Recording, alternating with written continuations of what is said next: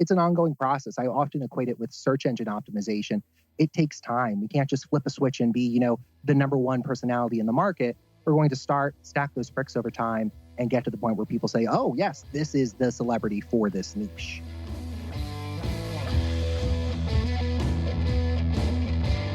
Welcome to Honest E-commerce, where we are dedicated to cutting through the BS and finding actionable advice for online store owners. I'm your host, Chase Clymer. And I'm your host, Annette Grant. And we believe running an online business does not have to be complicated or a guessing game.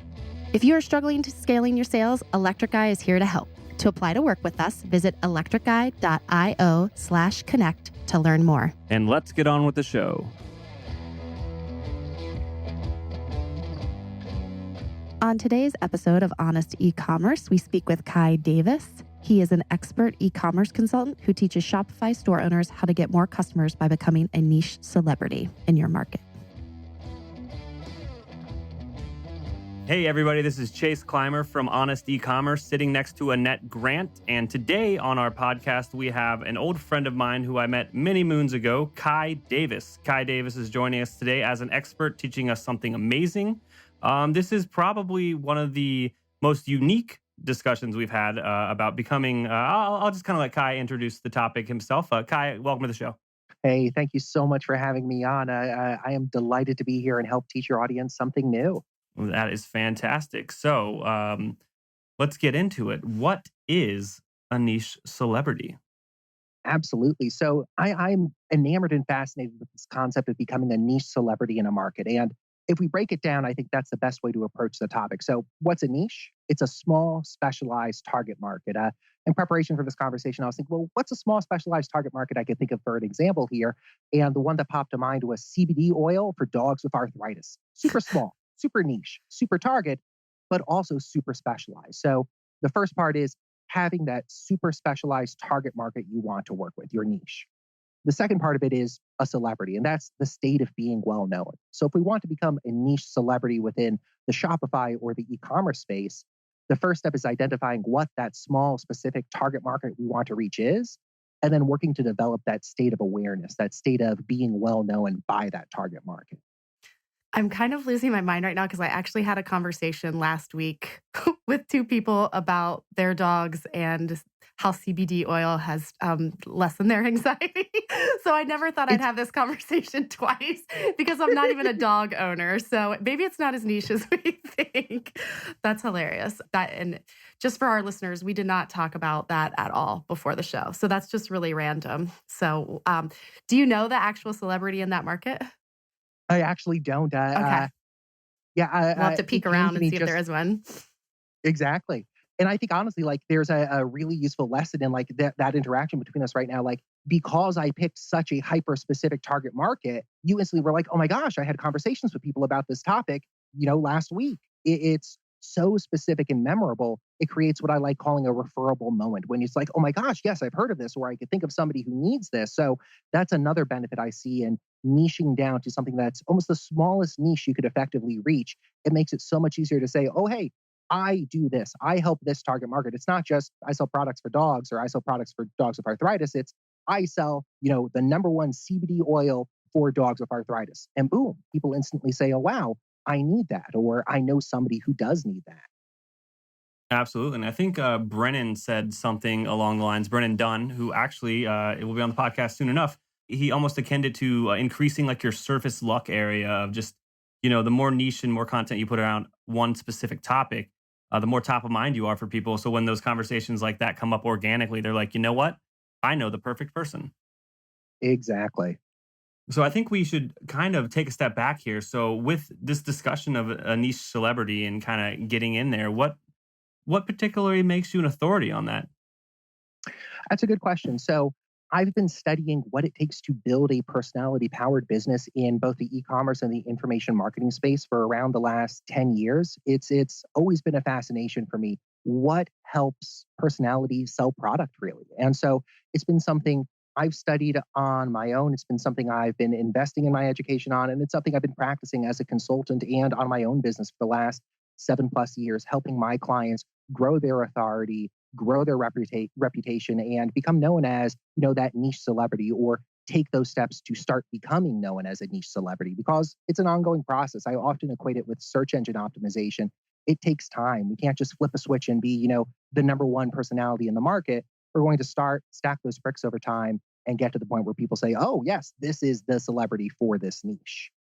Yeah, that's wonderful. And for those of you that are not on Kai's email list, I highly recommend it. Yours is very personalized, not in the sense of like automation and personalizing that approach, but I just like when I get an email from you, you could take out like who it's from, and I'd be like, oh, this is a Kai email. Oh, thank you so much. Thank you so much. And yeah, for anybody listening, I think the list Chase is referring to is my daily email list for freelancers and consultants at kaidavis.com. Every day, there's a brand new letter in your inbox on how to get more clients or how to market yourself more effectively as a freelancer or consultant. So slightly outside of the e-commerce space, but valuable, relevant marketing information for any subscriber. Yeah, I mean, when you get on a good email list and the content that drips into your inbox, when I find time in the day to actually read and learn, there's a few that I like, and yours is definitely up there. I sign up for all of them and see how much of free content they give away versus going into the sale. And it's funny to see like the balance between those things. Yeah, obviously the info product game is wild west, and we're getting kind of tangential there, but it's fun. I sign up for everything, and my churn rate's probably abysmal.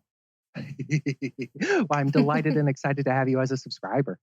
Yeah, I have a question just about niche celebrity overall. I feel like with social media, do you believe that it's needs to be organic, or can you go in, planning that your goal is to become that niche celebrity?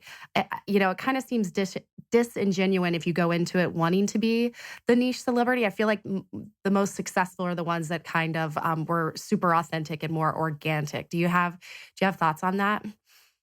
Oh, I have so many thoughts. I have 15 hours of thoughts on that. Okay, You just asked a $1 billion question.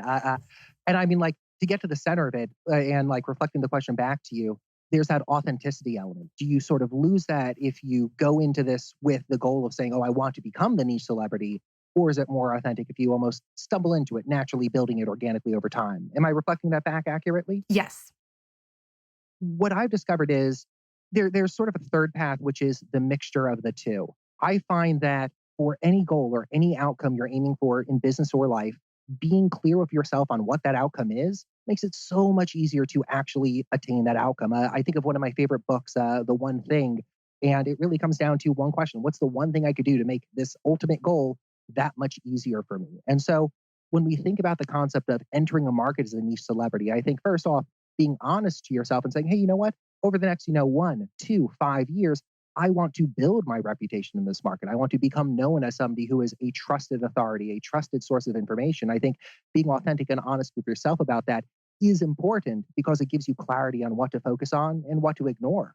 An opportunity might come up for, say, a consulting project, and you say, oh, wow, this would be wonderful. But, my number one priority is building up this reputation, building up my reputation as an authority, sharing this relevant content.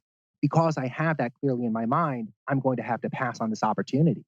And slipping into the second part of your question there, the authenticity element, I think even when you have that sort of clarity in your mind that you want to build this reputation as a niche celebrity, the authenticity can 100% come through. And that comes through your personality, through how you communicate with people. As Chase pointed out, that very, very important ratio between free content and paid content that you're sharing, essentially that relationship you're building up with people in your audience, if it's positive, if it's focused on helping them, even if your goal is, hey, in 5 years, I want to be seen as the number one authority and resource on this topic in this market.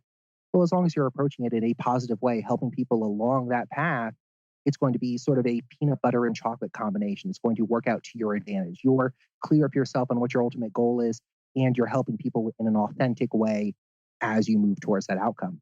Am I explaining that well? Yes. I just feel like I'm actually going through some of that myself. So that's kind of a selfish question, asking that, trying to figure out just through social media. That's kind of what happens, I believe. You kind of feel like you need to be a personal brand constantly. So I think that the niche celebrity is just going to become more and more popularized. I very much agree. And diving into social media for a second, I go back and forth on the value of it. I see it as being an incredibly valuable tool to connect with your audience, to connect with your followers, to get near instant responses to questions, to topics.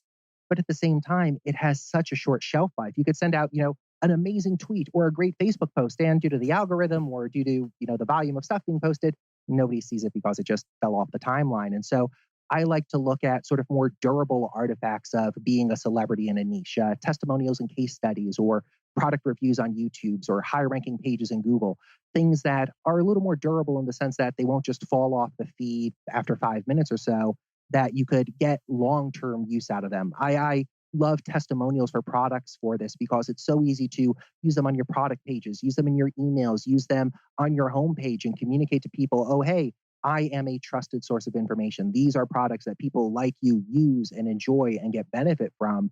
And something like a testimonial, you might collect it from a customer 2, 3, 4 years ago, but it has such a powerful staying power in communicating the trust and the authenticity of your brand. Absolutely. And I feel that another way to look at a niche celebrity is another $1 million word these days is as an influencer. I feel Hmm. that evolving out of a niche celebrity is now this influencer. Some of them, it's a little bit less cut and dry exactly what they do, but others, they definitely have their place and their specific vertical that they are, and that's what they're knowledgeable and famous for. So the things that they give value to, they say this product or this service is great, it tends to come with, reward, consumers listen. Completely agreed.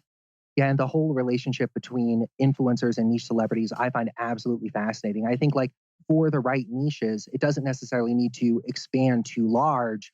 You're able to build up this following and have people, engage with your content and engage with your recommendations. But on the influencer track, it sort of flips over, and there's a huge opportunity for e-commerce stores out there through outreach to build relationships with influencers that they identify out there. People who already have built up, say, an audience of people with elderly dogs who have arthritis and who are searching for some, pain relief for them.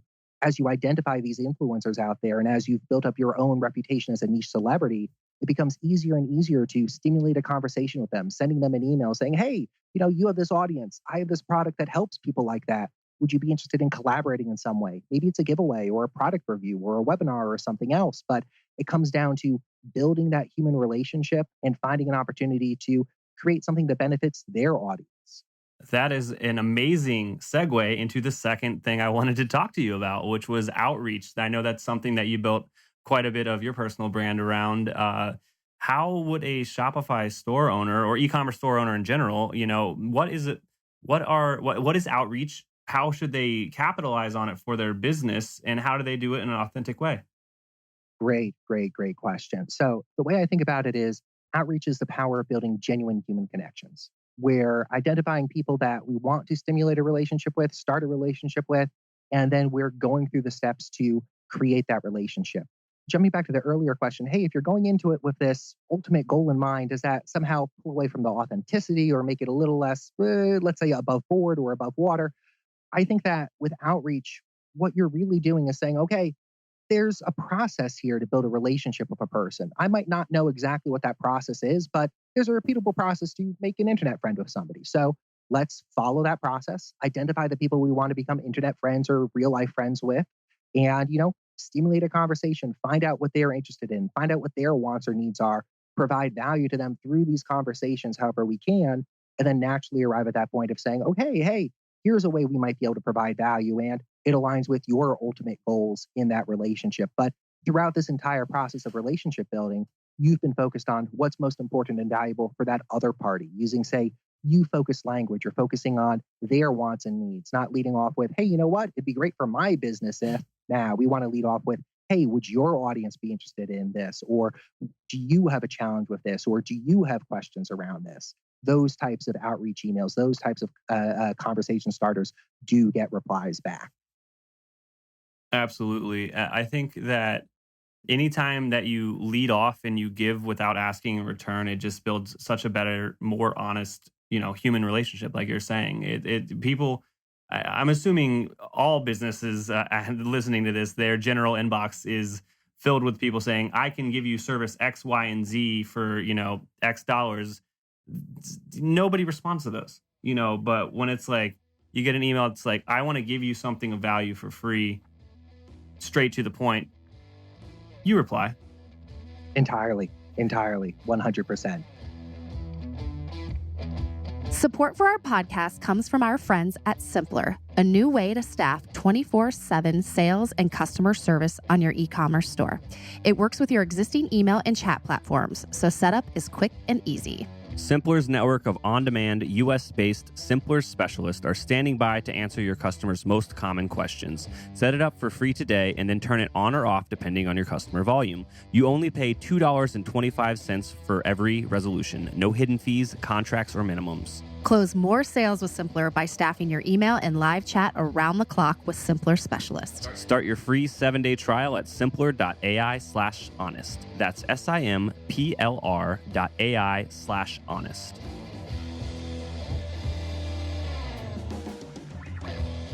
So I have a question about outreach in general as part of your marketing. Do you recommend store owners put that on their marketing calendar and they have like, hey, let's do X amount of either, phone or in person or email outreach each month? How do you kind of frame that up with people that you work with?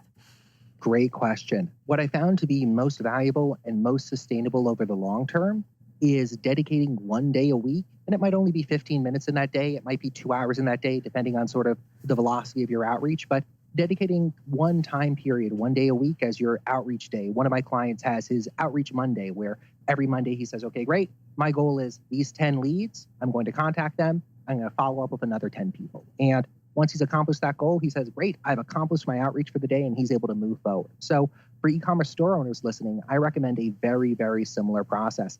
Start small. Don't feel like you need to outreach to everybody at once. Say, you know what, 20 minutes on Monday. That's my outreach time. And have that as a recurring time on your calendar. So when that time rolls around, you're able to say, okay, great, let's start forward with outreach. And again, set those small goals. It could just be, I'm going to identify and email one person I find out there who is active in my niche, who reaches the same target market as me, or who might be a potential customer and could answer a market research question for me. So having that dedicated time and then following through on it consistently, I find is the most valuable with outreach.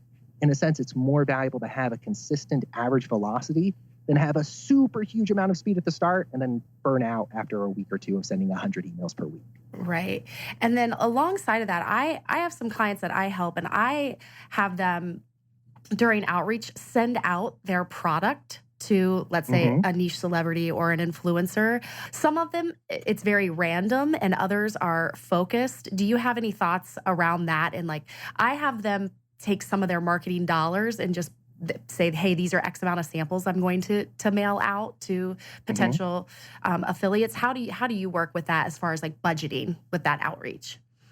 Great question. So budgeting in terms of how much product we want to send out? Yes, financial. So we I agree with you. Like, there's the time that needs to be invested, but then I think there needs to probably be a financial goal in mind too, of like what they're going to, you're most likely, if you have an e-commerce store, going to have to mail your product during that outreach. How would you frame that up or decide that, how much money should be spent in that outreach? It's an investment in that. Yes. No, it is an investment, but it's one of those things that if someone's looking at their whole entire marketing budget for the month, it's like, do you take 10% of your marketing and go, okay, here's Facebook, here's Instagram, and then I'm going to take 10% to go to outreach. I think a lot of brands may forget about that outreach section and adding in what that line item should be. So I didn't know if there's like a certain percentage in just the outreach.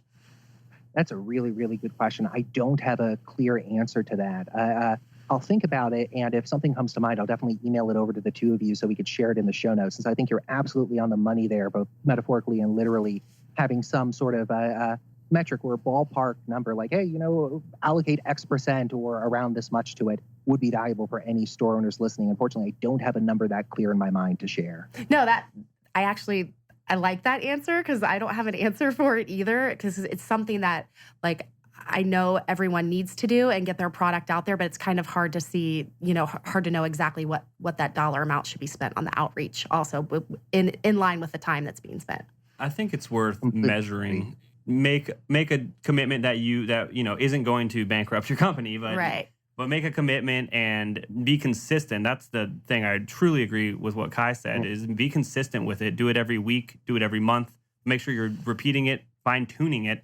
And then once you start to get those relationships built and you get those niche celebrities or those influencers that are now working campaigns with you, now you can measure what was the return on that investment on that initial product sampling that you sent out. Maybe if you're an apparel company, it's a few shirts. If it's a more luxury brand, it might be a bigger investment, but at the same time, it's a bigger relationship you're probably trying to build. You need to measure those things and find out how much is actually coming back and what the return is, and make sure it's a worthwhile avenue to pursue. You absolutely nailed it, Chase. And unfortunately, that also gets into one of the harder aspects of influencer outreach and influencer marketing that I've seen. It is 100% wonderful when you're able to track that ROI from, like, we sent these samples to Blogger X and we had 100 orders come in and we could see that exact return on investment.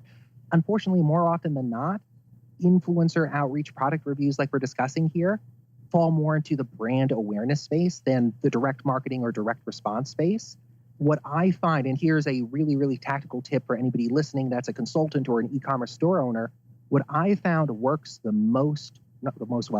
what I found is the most valuable way to sort of execute on this is incorporating a raffle or a giveaway. So sketching out this campaign at a high level, you've identified a few influencers, you've allocated a budget and said, hey, we're going to send, a sample product to these influencers, ask them to write a review about it. The typical call to action in those types of review posts is go check out the site over here. Here's a link. Maybe there's a discount code, and you get a decent drop off right there. Maybe some people click through and purchase. Maybe some people don't.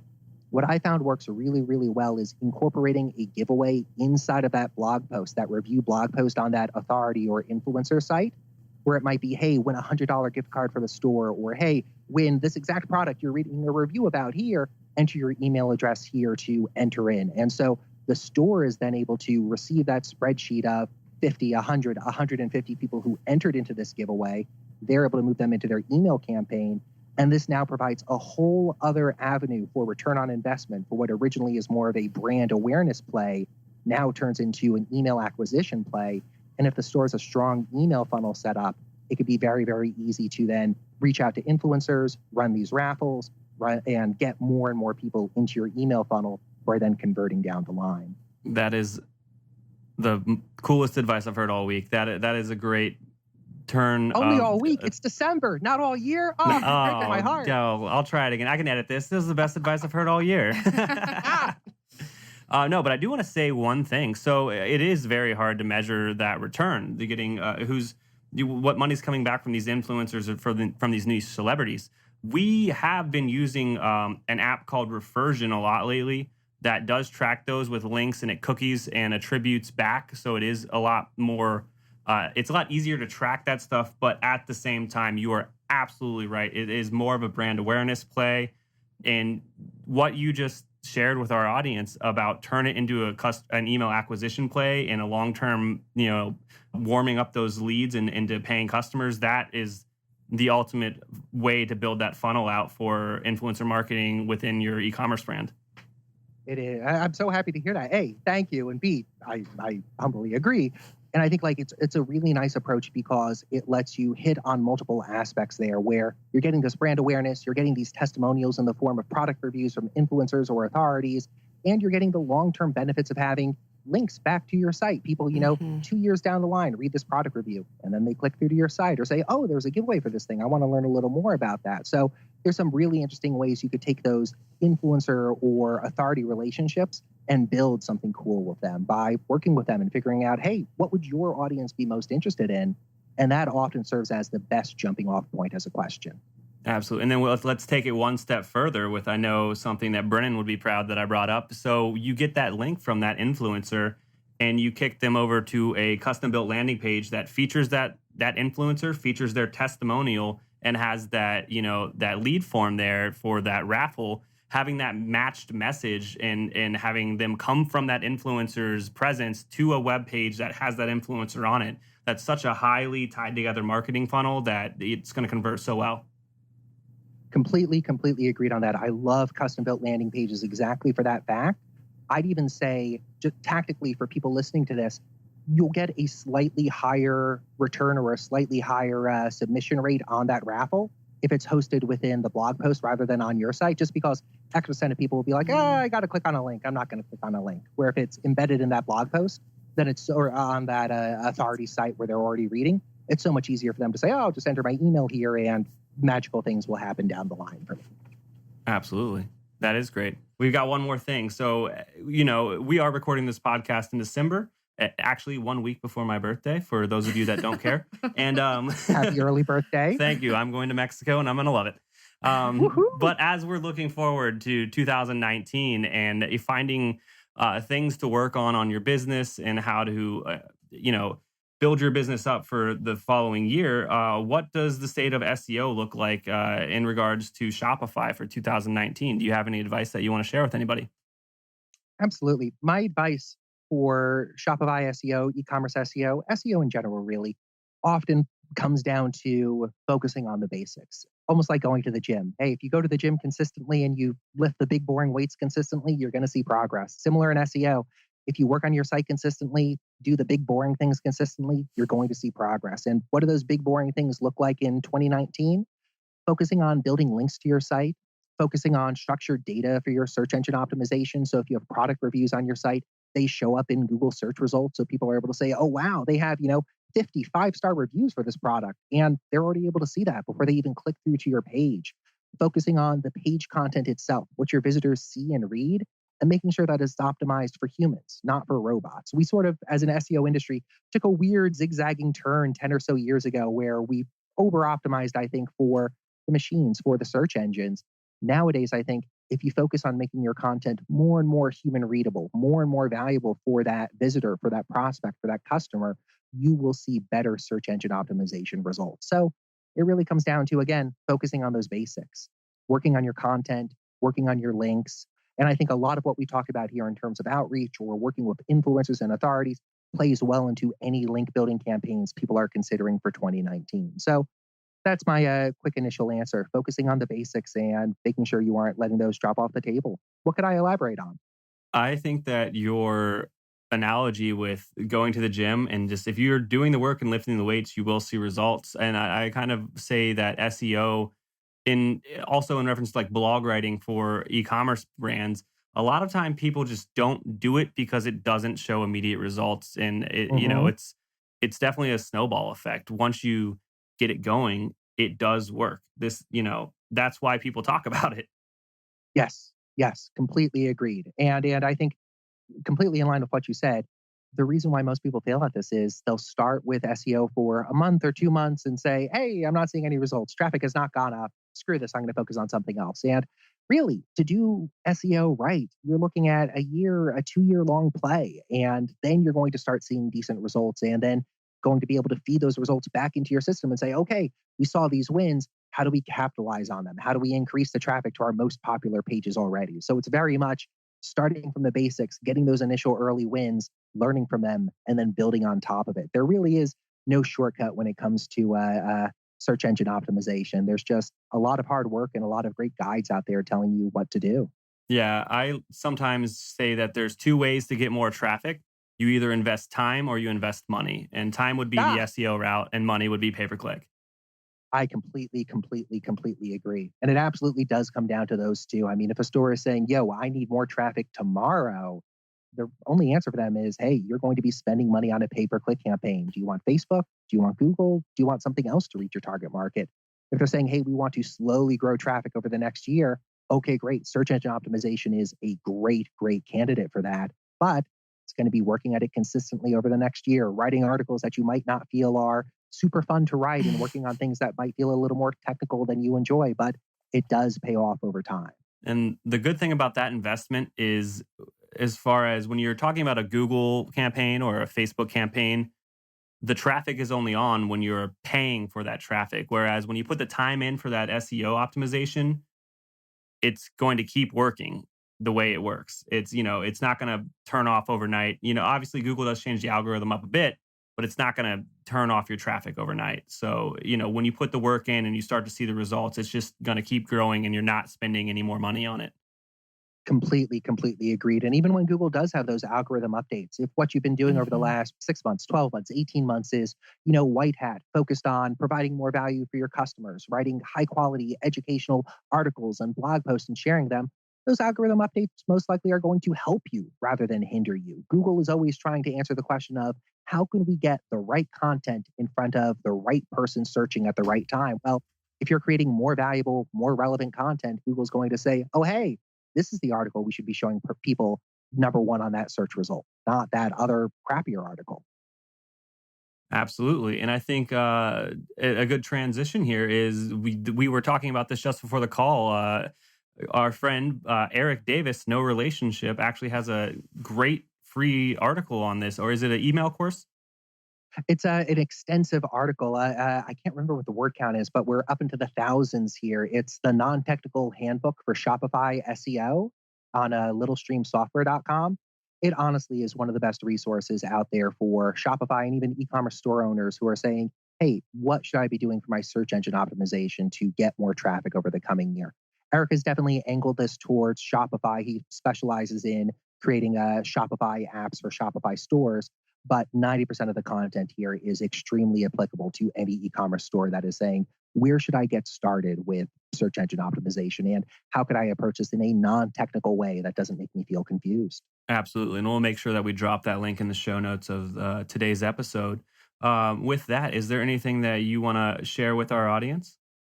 I think that's it. Just a heartfelt thank you to both of you for having me on the episode, and a heartfelt thank you to the audience for tuning in and listening. It deeply warms my heart to be invited on and to share some knowledge with people. This was action-packed. I can't wait to unpack it in the show notes and give the people, here's the 3 things that you need to do from this. There was so much content in this. So Kai, do you think the best place for them to connect with you though is through your email that you send out? I do. I'd recommend 2 spots. Okay. If you're an e-commerce store owner and you're saying, hey, Kai, I love what you shared on the show. I'd love to chat a little more with you. I recommend going to doubleyourecommerce.com. That's my e-commerce and Shopify focused consulting site. If you're a freelancer or a consultant, or you just want to get a daily email from me because you think, hey, that's going to be the most amazing experience I could get this year, I recommend going to kaidavis.com and signing up for my daily letter. Or if they like an adventure, they can find you at Burning Man. That's another episode in and of itself. With that, we're going to say goodbye today. Thank you so much. Thank you, Kai. Hey, thanks to the both of you. We can't thank our guests enough for coming on the show and sharing the truth. Links and more will be available in the show notes. If you found any actionable advice in this podcast that you'd like to apply to your business, please reach out at electriceye.io/connect. Please make sure to subscribe on Apple Podcasts, Spotify, or your podcast app of choice.